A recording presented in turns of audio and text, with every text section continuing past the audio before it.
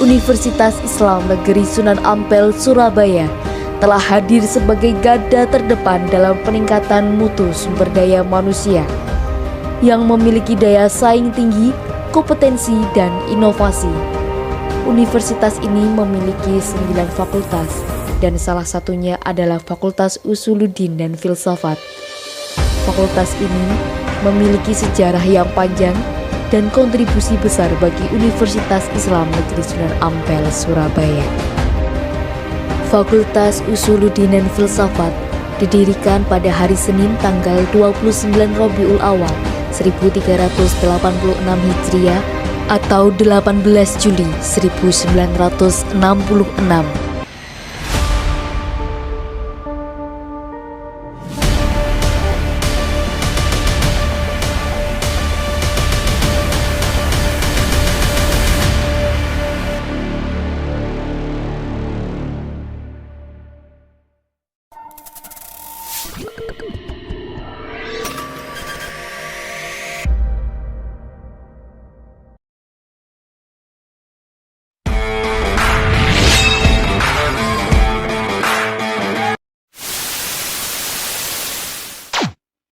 Assalamualaikum warahmatullahi wabarakatuh. Rabbi syrah li sadri wa yassir li amri wahlul 'uqdatam min lisani yafqahu qawli. Saya Muyassaratul Mubayanah mempresentasikan tentang pesantren sebagai lembaga pendidikan ruhaniyah. Di sini ada 3 subbab, yaitu yang pertama tentang pesantren sebagai lembaga pendidikan ruhaniyah, yang kedua tentang ajaran ilmu fikih dan tasawuf yang berkembang di pesantren, dan yang ketiga tentang ajaran tarekat dan sistem pengasramaannya seperti apa yang ada di pesantren. Untuk sebab yang pertama, yakni tentang pesantren sebagai lembaga pendidikan ruhaniyah. Agama Islam merupakan agama yang dibawa oleh Rasulullah SAW sebagai pedoman hidup. Semua ajaran yang diajarkan agama Islam bermaksud untuk mewujudkan kemaslahatan umatnya, baik yang sifatnya primer, sekunder, dan tersier. Nah, kemaslahatan tersebut akan terwujud apabila agama, akal, kehormatan itu berjalan bersama. Salah satunya adalah pesantren. Pesantren itu kan sebagai lembaga pendidikan yang menanamkan berbagai nilai dan ajaran ruhaniyah untuk mencerminkan falsafah keislaman. Nah, para santri itu tidak hanya dicerdaskan melalui pembelajaran kitab saja, namun para santri itu juga diasah hatinya dengan amalan-amalan ibadiyah seperti sholat berjamaah, wiritan, mujahadah, sholat sunnah, puasa sunnah, dan lain sebagainya. Ada juga pesantren yang mewajibkan para santrinya untuk melaksanakan qiyamul lail sebagai tujuan untuk mendekatkan diri kepada Allah Subhanahu wa Ta'ala. Di dalam dunia pesantren ada beberapa aspek. Yang pertama, fokus pada pengembangan diri secara menyeluruh. Nah, pesantren itu kan tidak hanya mengajarkan ilmu secara teoritis saja, tetapi juga mengajarkan pengamalannya secara langsung. Salah satunya itu pembentukan akhlak mulia sebagai upaya untuk pengembangan spiritualitas pada jiwa dan pemahaman nilai-nilai Islam. Yang kedua, ada penanaman nilai-nilai luhur. Nah, hal ini tuh disalurkan di dalam kegiatan yang secara berlangsung, seperti pengajian, tadarus, praktek ibadah, dan lain sebagainya. Yang ketiga, ada lingkungan yang kondusif untuk pertumbuhan spiritual. Kehidupan pesantren itu dinilai cukup jauh dari berbagai isu-isu yang terjadi saat ini. Para santri itu fokusnya lebih pada pengembangan diri secara spiritual. Maka, interaksi yang sering terjalin dengan para kiai, ustadz, serta santri lainnya itu dapat menciptakan suasana yang cukup untuk pertumbuhan rohaninya. Yang keempat, ada pengalaman langsung dalam mengamalkan ajaran Islam. Nah, pesantren itu menjadikan Al-Quran dan hadis sebagai sumber utama untuk mengetahui pedoman hidup. Para santri itu kan diajarkan memahami dan mengamalkan nilai-nilai yang ada di dalamnya. Maka, setiap ajaran teoritis yang diberikan langsung dengan praktek, pemahaman itu didapat akan lebih maksimal dan mendalam. Yang kelima, ada penekanan pada pentingnya hubungan dengan Tuhan. Nah, pesantren itu kan mengajarkan para santrinya untuk selalu mendekatkan diri kepada Allah. Melalui apa? Melalui ibadah, muhasabah, zikir, sholat. Nah, peran pesantren itu sangat penting dalam pendidikan rohaniah.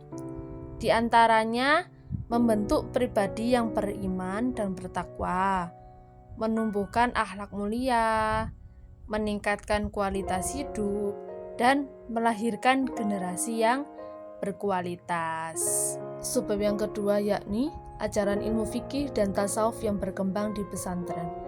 Banyak hal yang tengah terjadi pada bangsa Indonesia, salah satunya yaitu adanya fenomena merosotnya nilai moral dalam kehidupan para remaja, seperti permasalahan tawuran antar siswa. Terus maraknya peredaran narkoba di kalangan siswa, adanya siswa yang terlibat tindakan kriminal. Nah, hal ini, permasalahan itu tidak hanya terjadi di kalangan remaja saja. Secara umum, bangsa Indonesia itu membayangkan berbagai masalah dan krisis persahabatan yang serius.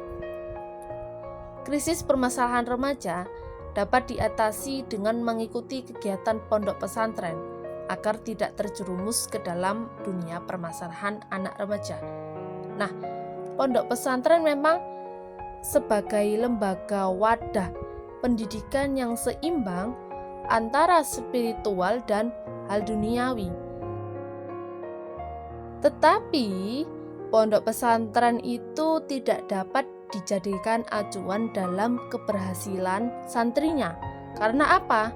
Karena keberhasilan dalam belajar tergantung pada santri tersebut, mau bersungguh-sungguh atau tidak.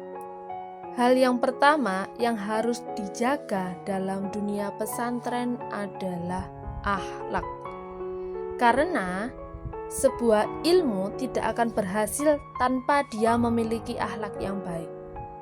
Pondok pesantren itu membentuk karakter santrinya mempunyai kepribadian baik untuk memerlukan ilmu dan praktek dalam kehidupan sehari-hari. Ada dua macam ilmu yang diajarkan oleh pesantren, yaitu yang pertama ada ilmu fikih dan ilmu tasawuf. Yang pertama tentang ilmu fikih. Nah, belajar ilmu fikih penting dalam kehidupan sehari-hari. Karena apa? Karena setiap hal yang dilakukan seseorang untuk beriman kepada Allah itu dijadikan sebagai ibadah. Fikih sendiri itu kan diartikan sebagai ilmu mengenai hukum syara untuk mengkaji amaliyah tentang tata cara beribadah dan panduan praktik dalam kehidupan sehari-hari. Seseorang yang belum memahami ilmu fikih bukan berarti dia terlambat dalam beribadah, asalkan dia mau terus mengkaji tentang ilmu fikih. Belajar itu akan lebih bermakna jika kita sebagai siswa mampu mempelajari dan memahami ilmu yang kita dapat, bukan hanya mengetahui saja. Karena jika kita belajar ilmu fikih hanya mengetahui saja tanpa mempraktekkan, itu sama saja, tidak ada bedanya dengan mengkaji ilmu yang lain. Maka dapat menyebabkan kesulitan praktek dalam kehidupan sehari-hari. Ilmu fikih itu ilmu yang memerlukan antara teori, praktek, dan penerapan itu seimbang dan dilakukan dalam sehari-hari. Dijelaskan dalam surah An-Nahl ayat 125, Intinya, ayat tersebut itu memberikan pembelajaran fikih menggunakan 3 metode, yakni yang pertama ada metode hikmah, menggunakan perkataan yang bijak. Yang kedua, metode nasihat, menggunakan kalimat yang baik. Dan yang ketiga, metode diskusi, berdebat dengan yang baik. Nah, 3 metode tersebut digunakan untuk saling toleransi satu sama lain dalam pembelajaran ilmu fikih, bukan untuk saling menjatuhkan satu sama lain. Contoh hal kecil, dalam memaknai kitab saja, antara guru satu dengan guru yang lain itu berbeda cara memaknai pegonnya, walaupun satu pembelajaran yang sama menggunakan ilmu nahwu shorof. Ada 2 ajaran utama dalam pondok pesantren yang diajarkan dalam pembelajaran ilmu fikih dan prakteknya, yaitu yang pertama ada ngaji wetonan. Ngaji wetonan itu pengajaran yang ditulis bahasa Arab atau pegon yang diajarkan dengan seorang guru. Jadi gurunya itu membaca kitabnya atau menerjemahkan. Sementara santri mendengarkan dan mencatat kata-kata bahasa Arab atau pegon yang terasa sulit atau dirasa sulit untuk diartikan. Yang kedua ada ngaji sorogan, yaitu pengajaran yang dilakukan secara individu antara guru dan murid. Jadi guru itu menyimak bacaan kitab atau Al-Quran yang dibaca oleh murid dan memperhatikannya, mana yang salah, mana yang benar, mulai dari bacaan panjang pendeknya, makharijul hurufnya, dan maknanya. Ajaran yang kedua yang berkembang di pesantren yakni tentang ilmu tasawuf. Tasawuf itu kan diartikan untuk mendekatkan diri kepada Allah agar mempunyai batin yang lebih baik. Nah, tasawuf itu menjadi jantung dalam ajaran Islam. Manusia yang mempunyai tekad untuk bertasawuf, artinya di dalam dirinya itu sudah ada nilai-nilai tasawuf. Menurut Imam Ghazali dalam kitab karyanya yang bernama Ihya Ulumuddin, itu mengajarkan tentang nilai-nilai tasawuf, yaitu penanaman nilai-nilai tasawuf seperti taubat, sabar, fakir, zuhud, tawakal, mahabbah, dan ridho. Nilai-nilai tasawuf perlu untuk diimplementasikan dalam kehidupan sehari-hari. Agar apa? Agar menjadi insanul kamil. Insanul kamil itu artinya manusia yang sempurna. Nah, untuk penerapan tasawuf dalam pondok pesantren, tentunya perlu praktek dalam kehidupan sehari-hari. Ada beberapa ajaran tasawuf yang diajarkan di dalam pondok pesantren, seperti manakib, pengajian kitab tasawuf, qiyamul lail, mujahadah atau berzikir, dan lain sebagainya. Sebab yang terakhir menjelaskan tentang ajaran tarekat di pesantren dan sistem pengasramaannya dalam pesantren. Nah, arti tarekat sendiri itu jalan spiritual dalam Islam yang terkait dengan praktek sufisme atau tasawuf. Di dalam dunia pesantren, tarekat itu menjadi salah satu ajaran yang melekat untuk mengajarkan para santri-santrinya mendekatkan diri kepada Allah melalui spiritual. Ada beberapa ajaran tarekat secara umum yang diajarkan dalam dunia pesantren. Yang pertama ada tarekat Qadiriyah. Tarekat Qadiriyah itu tarekat sufi yang berpengaruh dan menyebar luas di Indonesia, apalagi di dalam penyebaran agama Islam. Nah, tarekat Qadiriyah itu didirikan oleh Syekh Abdul Qadir Al-Jailani, seorang ulama besar yang hidup pada abad 12 Masehi. Syekh Abdul Qadir Al-Jailani dikenal sebagai Qutub Al-Qutub, kutub dari segala kutub, yang menunjukkan kedudukannya yang sangat tinggi dalam dunia tasawuf. Tarekat Qadiriyah itu mengajarkan untuk memberikan kasih sayang, kepedulian sosial, dan mengikuti sunnah Rasulullah SAW yang dijadikan sebagai landasan bagi pesantren. Nah, pesantren tidak hanya mengajarkan amalan-amalan tarekat ini, tetapi menanamkan nilai-nilai Islam yang universal. Ciri khas dari tarekat Qadiriyah itu dibaca dengan jahar atau dibaca dengan keras. Nah, yang kedua tentang tarekat Naqsabandiyah. Tarekat Naqsabandiyah itu didirikan oleh Bahauddin Naqsabandi.